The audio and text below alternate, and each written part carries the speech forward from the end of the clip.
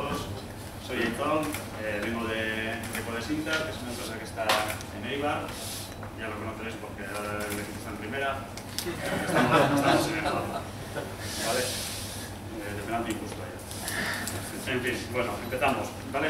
Antes de nada, las de rigor del equipo de marketing, pues somos un equipo de unas 15 personas que nos hacemos excursiones y cosas de estas que molan. ¿Vale? Seremos unos 9 desarrolladores, 2 diseñadores, uno de gerencia y un par que se dedican a contenidos. ¿Vale? Hacemos básicamente web, así en grande. Y por esta transparencia me llevo una bronca de marketing, pues porque eso no es lo que se dice. Y bueno, pues hacemos sitios de noticias colaborativos, sitios para comunidades, portales corporativos, intranet, sobre todo basado en el multilingüismo, ¿vale? Casi todo lo que hacemos es multilingüe. Nosotros venimos de una comunidad mínimamente bilingüe, entonces todo lo que desarrollamos mínimo está en dos idiomas, ¿vale? Entonces es una de nuestras certificaciones y con esto es con la empresa, ¿vale? Y luego pues también pues algo de I+D, pues que hay que hacer estos días. Y por supuesto, pues lo hacemos con Python, si no estaríamos en otro lado, ¿vale? Vale, acepto que también hacemos algo de WordPress y alguna otra cosita en Java ha caído también, y bueno, pero bueno, entendemos que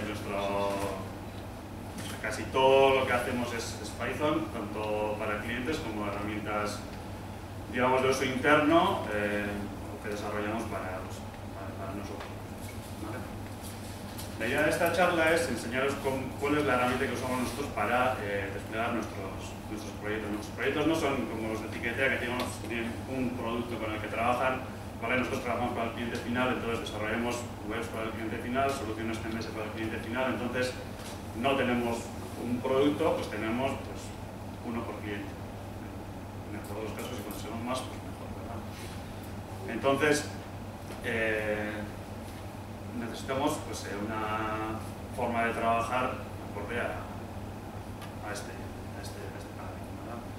Vale, para explicaros un poquito cómo hemos llegado a Buildat, me gustaría pasar así un poquito rápido pues por la historia de las diferentes herramientas que hemos venido utilizando pues desde el 2001 que se crea la empresa, ¿vale? Pues a día de hoy, ¿vale? Entonces voy a hacer un repasito rápido de lo que hemos ido usando, ¿vale? Si alguien quiere que me paren alguna cosa porque le interesa lo que estoy diciendo o me preguntáis, en el archivo RG seguro que hay cosas de estas, ¿vale?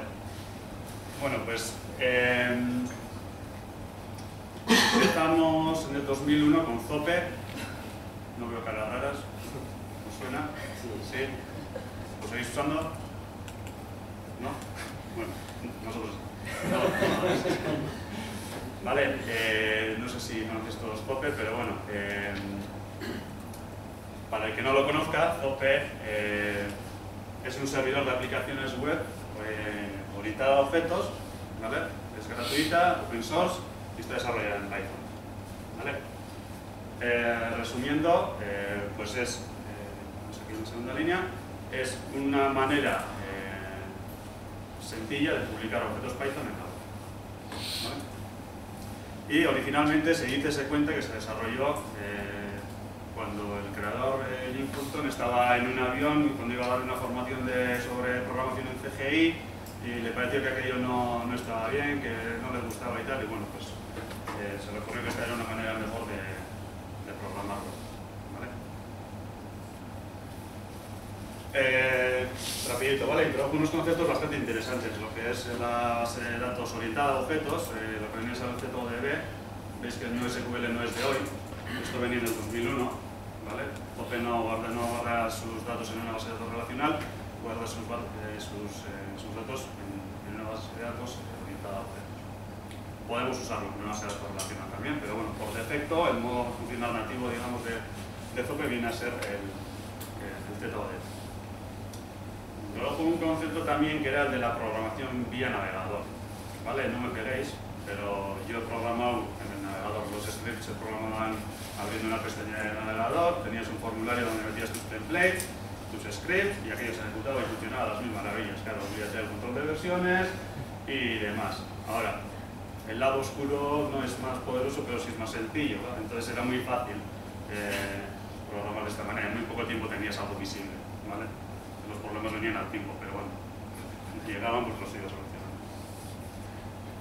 Este modo de funcionar venía con un intérprete, digamos, reducido de Python por problemas de seguridad. No tenías toda la librería estándar de Python, no la tenías disponible este modo de funcionar, ¿vale?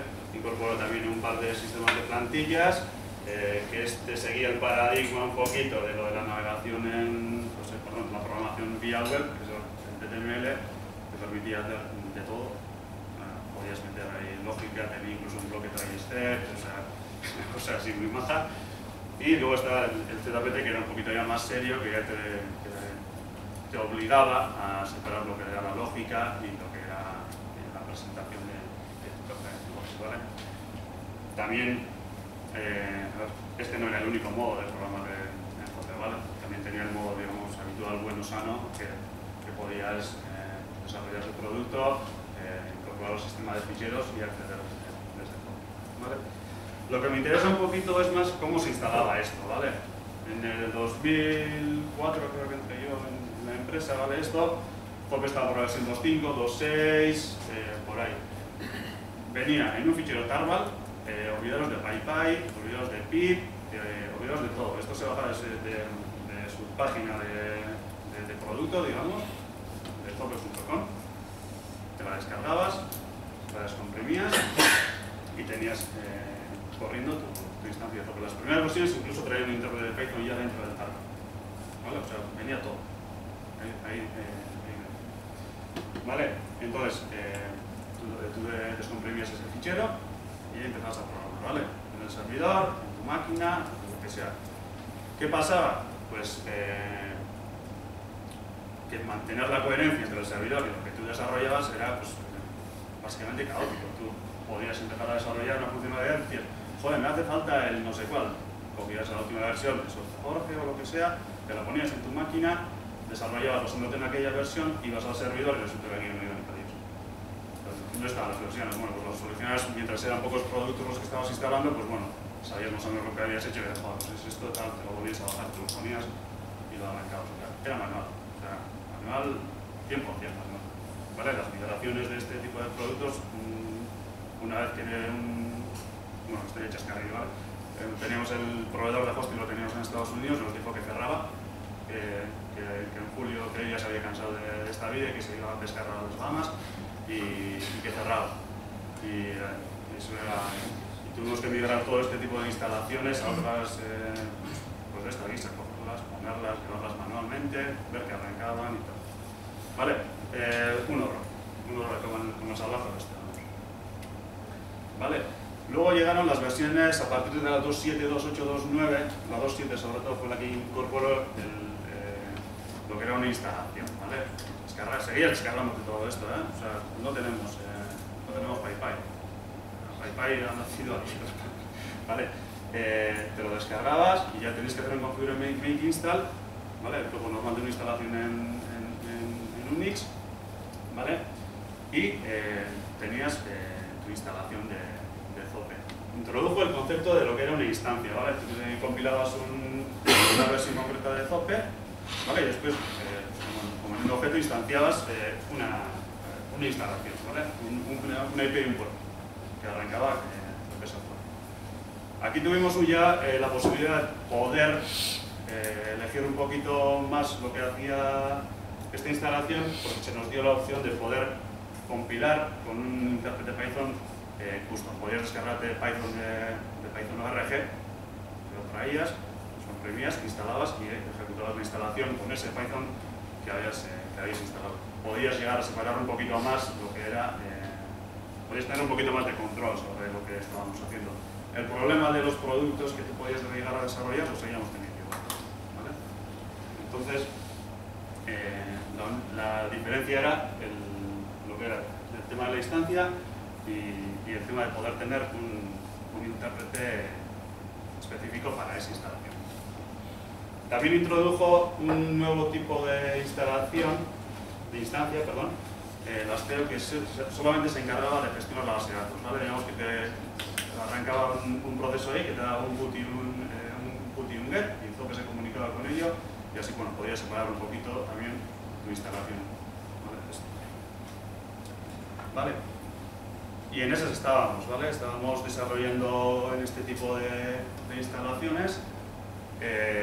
Como os he dicho, hacemos bastante CMS. En esos días teníamos un pequeño producto que hacía un mínimo CMS, que era multilingüe, añadiendo productos de terceros conseguías la funcionalidad de noticiero, añadir un blog, ¿vale? Pero empezaba a ser un Cristo, ¿vale? O sea, ibas incorporando, las búsquedas no buscaban en todos los objetos, se te duplicaban funcionalidades, ya empezabas a tener muchos más productos que controlar, ya no era solo tu producto con un poquito más, ¿vale? Aquello se empezaba a desmadrar. Empezamos a buscar un poquito más ya, a ver si había algo hecho. Y empezó a salir por aquel entonces el Plone, que supongo que os sonará más si a vos que no sonaba Zope, ¿vale? Que hoy en día se sigue usando y mucho. Empezamos a probarlo en la versión 2.1. Creo que fue la primera que utilizamos, 2.1, ¿vale?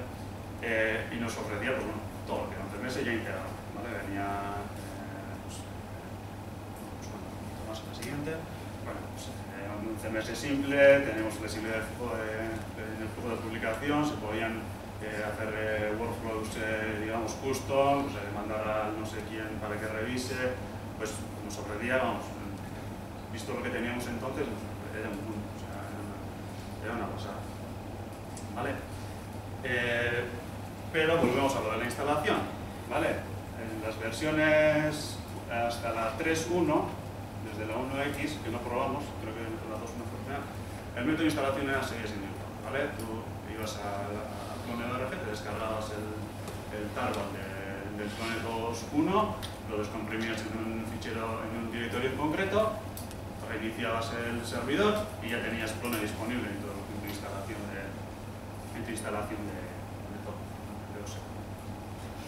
Si voy muy rápido, me atrasaré o lo que sea, me paréis, ¿vale? ¿Vale? O sea, seguíamos más o menos seguíamos igual, no había cambiado mucho el tema. El siguiente cambio importante llegó más o menos en el 2007, que es cuando empiezan los huevos, empieza PyPy, tenemos PIP y tenemos todo lo demás. Por aquel entonces, Zope empieza la migración fallida a Zope 3, ¿vale? Y con la filosofía de tener los pequeños componentes reutilizables, por luego, ¿vale? Entonces, se empieza a reprogramar todo Zope siguiendo esta filosofía. Y como por aquel entonces también Plone estaba migrando a su versión 3, digamos que la otra. Bien, entonces pues nos encontramos de momento que de descomprimir dos tarjetas teníamos que descomprimir, pues en Plone 3 creo que eran 150 componentes, en Plone 4 llegaron a ser 250 y supongo que no bajaron mucho. ¿Vale? Entonces está claro que ya el ir uno a uno a recoger estos, bueno, entonces ya tenemos PIP y PyPy empezaban a salir, bueno, la instalación ya no era exactamente ir a por el TGZ y tal, pero bueno, todavía estábamos un poquito en pañales, no estaba muy claro cómo íbamos a funcionar con esto, ¿verdad? Entonces lo que estaba claro es que lo de antes ya no nos valía. Aparte de esto, en 2007, las arquitecturas también se podían empezar a complicar, ¿vale? Ya digamos que la gente quería más velocidad, quería más potencia, quería que todo fuera muy rápido, todas las escrituras están toda leche, entonces se empezó a exigir más, digamos, que hasta entonces a lo que eran los servidores también, con lo que también las arquitecturas se complicaban, ¿vale? Esta es una arquitectura básica de Zope Plone, que puede ser un servidor web frontal, una instancia de Plone y un servidor de CEO, ¿vale? Montaos si queréis en un servidor, montaos si queréis cada uno en un servidor. Podéis montar 3 servidores para cada instante, bueno, supongo que se entiende, ¿vale? Podemos montar las arquitecturas que queramos y añadiendo esto, que ya teníamos pues unos 150 componentes en aquel entonces, pues por lo menos este y este tenían que compartir versiones y tenían que tener una coherencia entre ellos, ¿vale? Todo lo que se ejecutaba en esta tenía que ser igual que esta y aquella, si no, aquello y búsquete el fallo. ¿Vale? Entonces, pues la herramienta que necesitábamos, desde luego, nos tenía que ofrecer una manera sencilla de desplegar, no podía ser muy compleja, ¿vale? Tiene todos estos comandos, porque no somos desarrolladores y cuando estamos desarrollando, pues hacemos estos despliegues, se ejecutan en el local, pues cuando estés empezando, pues 2 o 3 veces al día o lo que sea. No podemos estar horas ejecutando esto. ¿Vale? Y sobre todo tiene que ser reproducible. ¿Vale? Es importante que sea reproducible, sobre todo por la transparencia anterior. Tenemos que poder reproducir todo esto. No nos vale que nos pongas unas cosas aquí o lo hagamos a mano y a mí se me olvida ejecutar el no sé qué en el no sé dónde. ¿Vale? Entiendo que ahora con las herramientas que hemos visto estos días, Fabric, Docker y demás, pues suene muy obvio, pero bueno, entonces, que estamos hablando del 2007, no lo era tanto. ¿Vale? Y sobre todo, pues necesitamos poder ejecutarlo pues, en múltiples herramientas. Y la herramienta que se incorporó por aquel entonces fue Wita. ¿Vale? La inventó también Jim Fulton, que es el creador de Zope, y no es más que un script de Python, ¿vale? Que coge un fichero de configuración tipo ini, ¿vale? Y lo ejecuta las sentencias que se le dicen. ¿Vale? Estas eran las dos premisas que pretendía solventar Jim Fulton con este invento, ¿vale? Que es, bueno, básicamente lo que se ha venido comentando, ¿no? Pues todo, aglutinar todo el tema de los despliegues e instalaciones de N componentes, muchos N componentes, de una manera sencilla. ¿Vale? Y pues eso es lo que os he dicho, coge un fichero de configuración en formato ini, los .ini de Windows de aquel entonces, ¿vale? Y ejecuta ordenadamente las partes que se le especifican. ¿Y qué es eso que se ejecuta? Pues cada parte de estas, digamos que está implementada por una receta, ¿no? Es terminología Windows, ¿vale? Y una receta no es nada más que un huevo Python que sabe cómo ejecutar una tarea, ¿vale? La filosofía no es de hacer una cosa concreta y hacerla bien, ¿vale? Y ya está. Sigue una serie de pasos, las recetas hacen lo que tienen que hacer y eso se va a instalar. Siempre lo mismo. Entonces, con eso tenemos un ejemplo mínimo de Windows CPC, ¿vale? Es un ejemplo chorra, se puede hacer con pip perfectamente, no hay ningún problema. Lo único que hace esta receta es crearte un intérprete que se llama custom pip con fit parser en el path, ¿vale? Y es para que veáis un poquito el formato, ¿vale? Tiene una cabecera de Windows, se le especifican las partes que quieres que se ejecuten y luego cada una de esas partes se especifican en el fichero. Esta parte en concreto se ejecuta con esta receta, ¿vale? Que lo que hace es descargarse este huevo de especificación y lo incorpora en el path del intérprete que se instala, ¿vale? De esa manera lo tenemos disponible en ese intérprete, ¿vale? Es un ejemplo chorro, ¿vale? Pero el ejemplo de Prun os he gustado la experiencia, pero os lo voy a citar, os voy a enseñar el fichero de configuración y me voy a arriesgar a ejecutarlo, ¿vale? No sé cómo irá el wifi y demás, pero por si acaso lo traigo ejecutar con lo que irá rápido. Si no tenemos red también, por lo menos podremos verlo, ¿vale? El fichero, ahí vamos a ver. Bueno.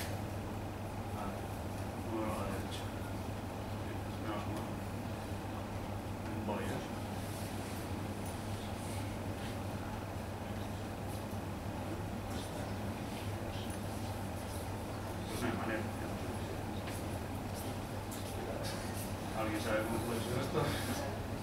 Ahí va, ahí va.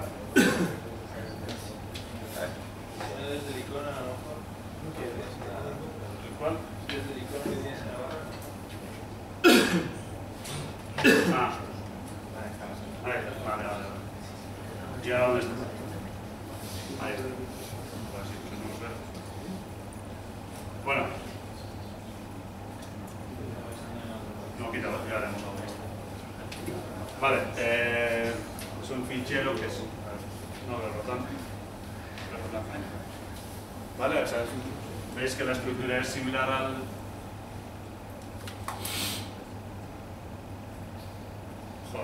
Es muy difícil. Bueno, os hacéis una idea, ¿verdad?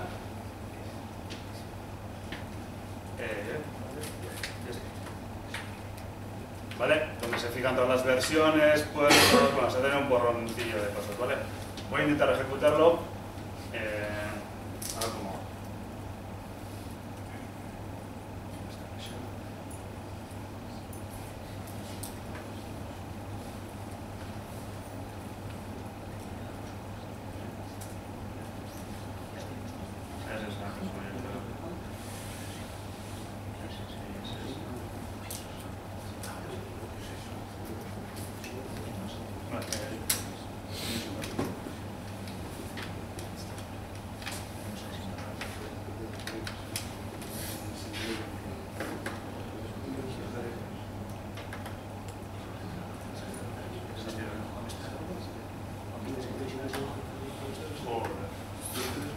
Qué horror. Bueno,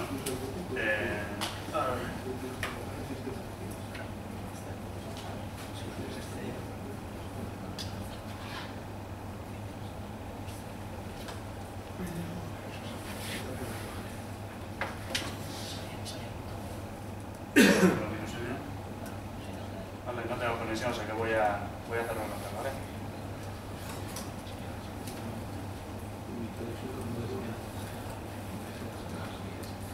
Vale. Tenemos la costumbre de instalar un virtualenv para poder ejecutar el Windows, digamos, encapsulado, y bueno, este se pone a trabajar, ¿vale? Tardará mucho menos porque ayer, visto que la Wi-Fi no iba del todo bien, pues la ejecutamos en el hotel y hemos venido un poquito tapados, ¿vale?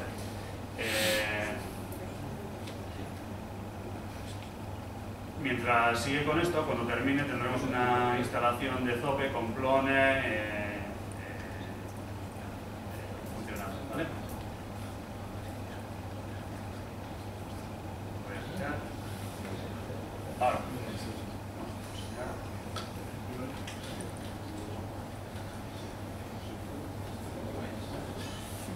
Vale, bueno, me ha fastidiado el chiste de la red, porque bueno, la primera instalación, el descargarse todo esto, pues tarda un ratito, ¿vale? El ejecutar todos los scripts, las funcionalidades, todo lo demás. Ayer se cascó unos 20-25 minutos, el potencial también bastante viejo y después ya es bastante mejor porque tiene un sistema de caché, guarda los huevos que utiliza en un directorio en disco, entonces si tiene la versión que necesitas, pues no hay problema, se la baja y sigues. ¿Vale? Entonces, esta es la herramienta que elegimos, entonces, en aquel momento creo que no había, ¿vale? Para tener nuestros entornos reproducibles. Y lo que entendemos como reproducibles es, pues, con todas las versiones fijadas, poder descargar exactamente desde dónde quieres descargarte. Puedes tener que ir a la versión de PyPy, que quieres la de GitHub, que tiene un release en concreto porque hace algo que no hace la que está liberada. Nos interesaba que la estructura del sistema de ficheros siempre fuera igual, para poder encontrar las cosas, no volvernos locos con instalaciones que hacíamos a mano antes y que cada uno hacía de su manera. O sea, yo instalaba las cosas de aquí, el otro hacía allá y era un caos. ¿Vale? Importante fijar las versiones. Pero claro, si fijamos tanto las versiones, pues en algún momento tenemos que desarrollar. Lo desarrollamos, necesitamos también una manera sencilla de poder hacer este desarrollo. Esto lo conseguimos con una extensión. Las extensiones son, al fin y al cabo, otros componentes de otros juegos en Python que extienden lo que es el poder de Windows, ¿vale? Entonces, esta extensión en concreto, que se llama MRDeveloper, nos da la opción de coger esa instalación que tenemos y modificar las versiones de los componentes que queramos y ponerlos a la versión que nos interese en el path y editables, digamos. ¿Vale? Esto se lo haga a zip, se lo haga además, que los pone en su caché y en principio no están accesibles, ¿vale? Lo que hace es que los descomprime en un directorio de trabajo, en SRC, los puedes editar ahí, los puedes utilizar ahí y el sistema cuando lo arrancas carga esas librerías y las que están modificando. Es igual para el desarrollo. Si estás desarrollando tu propio producto, lo que haces es desarrollarlo en SRC y utilizarlo con el developer, decirle que use esa versión en concreto que tienes en el sistema de ficheros. en el SRC. ¿Vale? Y lo que nos permite es activar y desactivar esta función muy rápidamente. Nos genera un comando, ¿vale? Que dice activate y desactivate esta versión y pasamos de un entorno y luego pasamos. ¿Se ha entendido esto? Bueno, sí, son las preguntas. ¿Vale? Bueno, y en eso pues nos llevó Django, ¿vale? En Codesyntax no solo hacemos clone, también hacemos aplicaciones más relacionales, digamos, que eran pues, más lógicas. Pasamos por turboguías, probamos Ruby on Rails, probamos algunas y al final nos quedamos con Django. ¿Vale? Django sí que lo conocéis, puede pasar y esto rápidamente, ¿vale? Entonces, ¿y usáis esto? Sí, lo usamos, ¿vale? Para nosotros era natural seguir usando Wildcat y no tener que aprender de, no sé, una herramienta Fabric o bueno, pues, lo que fuera que se pueda utilizar. Django se decía muy bien con Pip también eso, ¿vale? Pero bueno, para nosotros era natural seguir usando Wildcat. Y sobre todo, tener una única herramienta para todos. Todos conocemos la herramienta de despliegue y usamos la misma en cada cosa. O sea, nos da igual si estamos desplegando un clone o estamos desplegando cualquier otra cosa. Siempre que tenemos un fichero de configuración, funcionamos igual.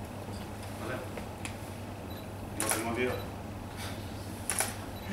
No lo sé. Bueno, para mí es importante tener esto, tener solamente una herramienta, ¿vale? Que todos la conozcamos y que todos lo utilicemos igual.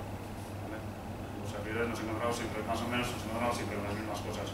¿Vale? Te digo, nosotros al tener muchos clientes, muchas webs, ¿vale? Tenemos muchas instalaciones de estas. Por lo menos que sean iguales y que sean reconocibles, pues está bien. ¿Vale? Y lo que es verdad es que los Windows en Django son muy sencillos, ¿vale? Es nada que ver con lo que hemos visto en el Windows de Clone. Es mucho más pequeño y bueno, pues, lo único extra que hacemos que no se podría hacer con Pip, por ejemplo, es configurar el supervisor y cosas de estas que también se pueden hacer con Windows. Pasaremos por ahora, llegaremos, nos respondamos. ¿Vale? Entonces, hemos visto antes una extensión que era MR Developer que nos permitía desarrollar en sistemas de ficheros o cambiar los nuevos. Ya lo sé, un poco de risa que estemos usando en ese momento, ¿vale? Pero bueno, pues podemos extender Wildcat de distintas maneras. Podemos crearnos nuestras propias recetas, que al final y al cabo es Python. Si vemos que no hay nada, que ya costará, porque si busquéis en PyPy recetas de Wildcat, os aparecerán trillones. No sé dónde lo veis, pero creo que comentaban que el mayor tráfico que había en PyPy era de recetas de Wildcat, de las ejecuciones que se descargaban las recetas de Wildcat y demás. ¿Vale? ¿Me saltó algo? Pues se puede extender sobre la red haciendo referencia a widgets externos, ¿vale? Y en esto se basa ahora últimamente las instalaciones de Clone. Cuando sale una nueva versión, los encargados de sacar la nueva versión sacan un root set de huevos que no es más que un fichero CSV donde se especifican las versiones que se han probado funcionan bien con ese release concreto de Clone, ¿vale? Entonces lo que tú haces es coger, referenciar esa versión y ya sabes que eso te lo va a asegurar que funcione y funciona bien, ¿vale?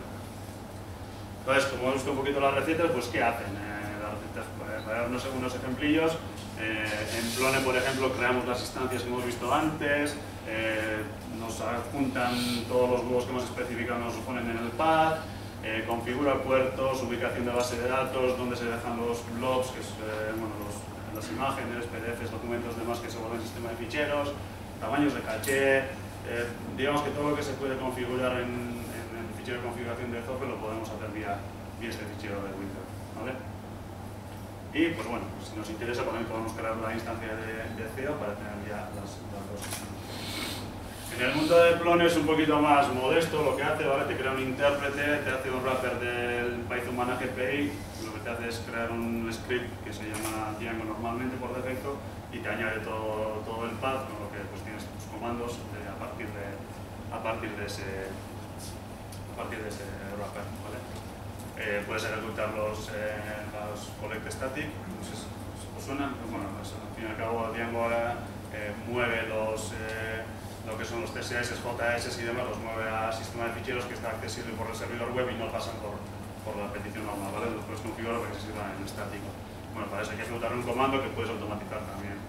Puedes automatizar también un signo de toda la ejecución de comandos que te interese o los migrantes actualmente se podrían automatizar de este modo. Y también te creas un skip whisky que parece que es la forma correcta de desplegar los Django, ¿vale? Y ya en general pues podemos crear ficheros de configuración para Nginx o Apache basado en las plantillas, los puertos que hemos... normalmente Zope funciona en modo proxy, ¿vale? Entonces dirigimos las peticiones y para poder configurar el Apache tenemos que conocer el puerto. Como está en el build-out, basándonos en una plantilla podemos generar lo que es la configuración también de los Apaches o todo lo que está enfrente de Zope y se base en la configuración que tenemos en el fichero de build-out, lo podemos generar, ¿vale? Bueno, hemos visto también que hay la extensión que se encarga de descargar los paquetes del sistema de control de versiones. Puedes, incluso si no hay, no está en PyPy o no está en Git o lo que sea, está en algún otro sitio tu paquete, puedes descargar un tarball en concreto, pues le das la URL y te la descargas, puedes crear tareas cron, instalar y configurar el supervisor, configurar los balanceadores, actualizar, bueno, este es ya un caso concreto, ¿vale? De traducciones, pues actualizar los ficheros PO y subirlos a Google Docs para que alguien los traduzca, volverlos a traer y crear, bueno, esto ya para desarrollo, pues crear unos links que te permitan navegar en el sistema de huevos que has instalado, ¿vale? Y más, si hacéis una búsqueda en PyPy de Windows Recipe, tendréis un post, ¿vale? Muchas veces suele ser complicado encontrar la receta que hace lo que tú quieres que haga. Si tus proyectos son más o menos, el 90 y tantos % de los casos son parecidos, no hay problema, tienes un fichero tipo y cada uno es bien. Si te entra un nuevo caso de uso o quieres hacer algo nuevo, pues entonces tienes que buscar un poquito lo que hay, ¿vale? A nosotros nos va bastante bien por la tipología que tenemos, ¿vale? Esperamos muchas cosas muy parecidas. ¿Vale? Y ya os cuento algunas cositas que hemos hecho de este modo, que se salen un poquito de lo que es la instalación normal, ¿vale? Como os cuento, tenemos unos 120 de estos Windows desplegados en nuestros servidores, ¿vale? Que son pues, webs finales de cliente, digamos, la mayoría de ellos, ¿vale? Cualquier desarrollador de nuestra casa puede desplegarlo en un momento dado, sabe cómo hacerlo, sabe qué tiene que hacer, no hay ningún problema para desplegar una actualización o lo que sea, no tenemos ningún problema con eso. Y lo de que es predecible se me ha colado aquí. ¿Vale? Y este es, bueno, esto sería uno de los casos que hemos montado en febrero de este año. ¿Puede ser? Bueno, no lo sé. Esta es la asociación de virtuosales, no sé lo que veis, son cantares improvisados que se hace un campeonato cada 4 años. Y esta es una web típica que no tiene apenas tráfico durante 3 años y muchos meses, pero llega el fin de semana de la final. ¿Vale? Entonces es cuando todo Dios va a mirar quién ha ganado, dónde están las puntuaciones, cómo va este, cómo va el otro. Entonces, pues bueno, como siempre cae el fin de semana, pues para cubrirnos un poquito de espanto y no llevarnos sustos, bueno, curarnos, perdón, pues optamos por montar esta estructura. Todo esto está dirigido con un único fichero Windows, ¿vale? Los Nginx, los Barneys, un balanceador, 3 instancias de tope y una instalación de base de datos, ¿vale? Y como este era el punto de fallo más obvio que podía suceder, por si acaso teníamos preparado otro build que replicaba esto a un master slave, digamos, ¿vale? Para poder, si en un momento de pico de carga subía y vimos que no aguantaba, pues aplicaríamos eso y punto. ¿Vale? No tengo referencia, cuando suba las transparencias intentaré poner la referencia, ¿vale? Y para que veáis que no somos los únicos raros que usan esto, la European Environmental Agency también usa Windows, ¿vale? Usa Windows para desplegar esto, ¿vale? Que son Apache, Spawn en un servidor y 3 servidores, son, bueno, físicos, vamos, servidores independientes con 4 instancias y un servidor de base de datos, ¿vale? Y por políticas de la agencia, pues todo lo que se desarrolla y se hace es público, lo tenéis en GitHub, lo podéis ver cuál es el fichero que despliega todo eso, ¿vale? Y hemos trabajado con ellos y bueno, hablando con los administradores de sistemas, que estaban contentos pues porque nos da lo que estábamos buscando, ¿no? Pues tener más o menos esto controlado, ¿vale? Vale, pero siempre hay cosas nuevas, ¿vale? Ayer y hoy hemos visto unos toolsets cojonudos. Hemos visto Fabric, FabTools, se ha hablado algunos de Chef, Puppet, Docker. Siempre salen cosas nuevas, ¿vale? Para nosotros lo importante es usar lo que te venga bien. Es lo básico. Para meter una nueva herramienta en tu sistema de trabajo y tener que formar a todos y que todos ellos se acostumbren a usarlo, que bastante nos ha costado, nos sigue costando, pero y hacer el cambio tiene que estar muy justificado, tiene que ofrecer algo a lo que no hayas podido llegar, ¿vale? Entonces nuestra primera opción cuando llegan este tipo de cosas es, vale, bien, ¿qué es lo que no podemos hacer y ahora haríamos de este modo, ¿vale?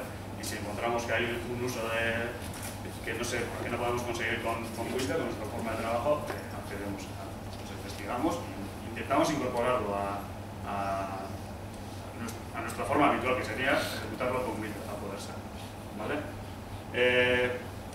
El ejemplo en nuestro mundo yo creo que es poner contra el espejo a Fabric y a Windows. Yo creo que hoy en día serán, para mí, las herramientas que sirven para lo mismo, ¿no? Que al final les das un fichero y te traen lo que quieres traer, o ejecutando un proceso sencillo o no, pues consigues tu objetivo, ¿vale?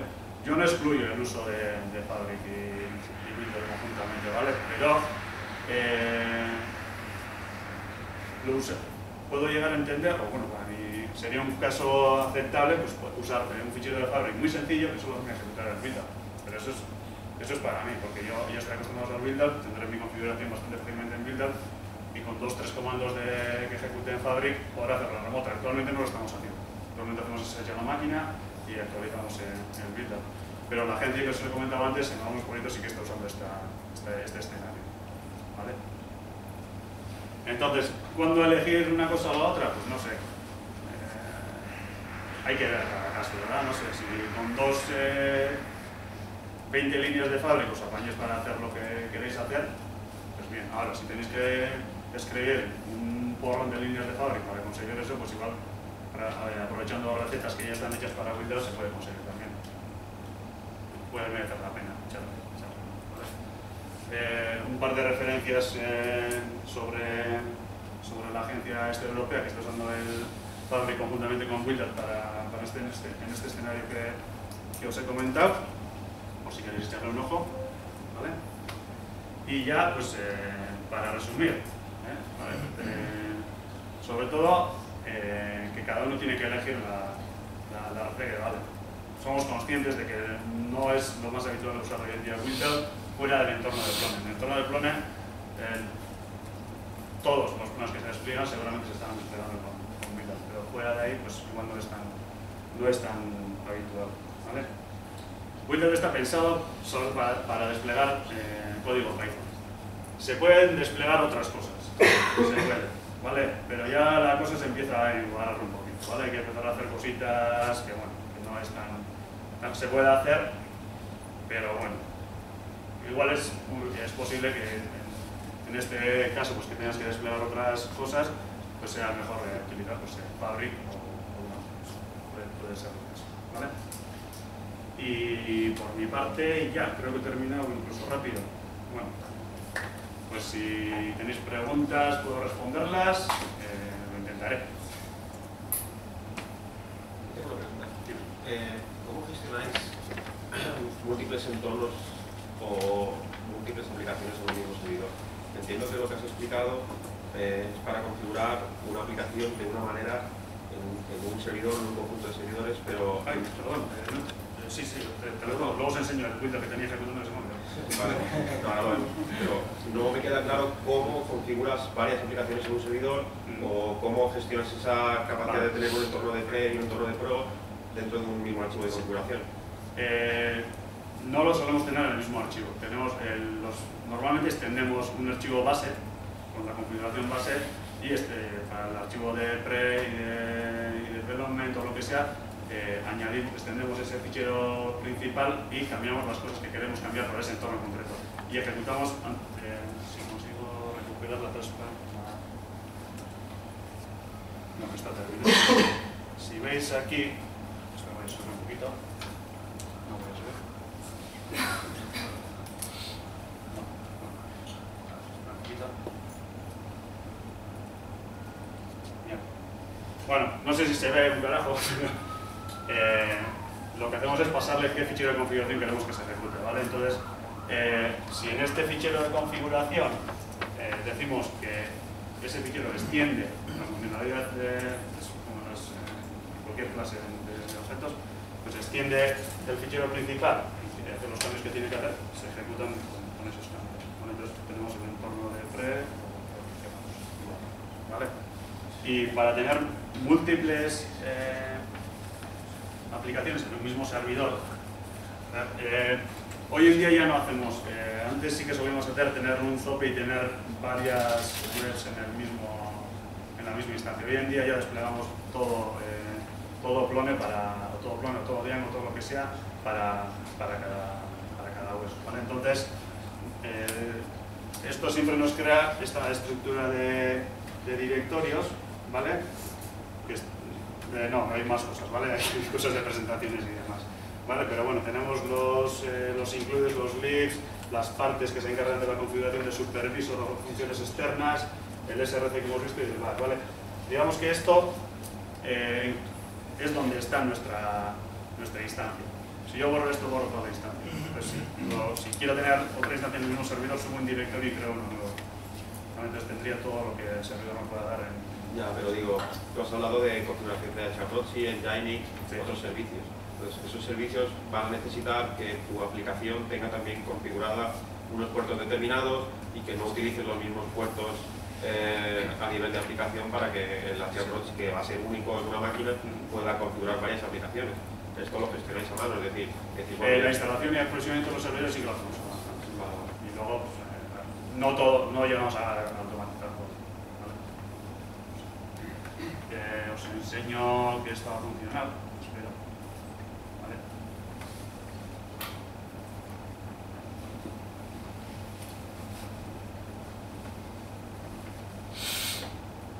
Vale, esta configuración de arranque con una instancia de CEO.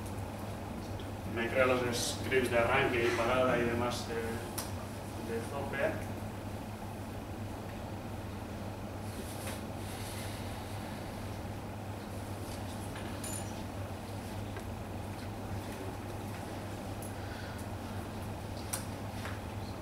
Si esto va bien, me abro un navegador. ¿Lo veis?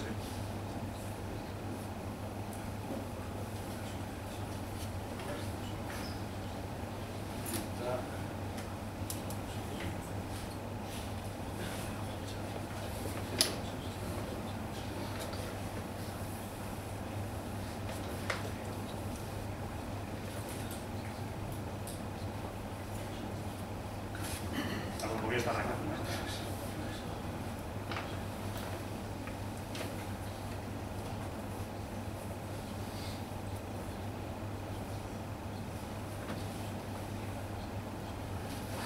Bueno.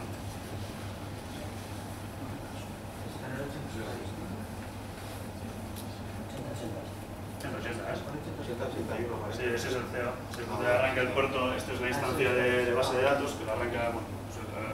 Normalmente tenemos la costumbre de hacer si el puerto 8080 es para el frontal, el 8081 para los ¿ha terminado?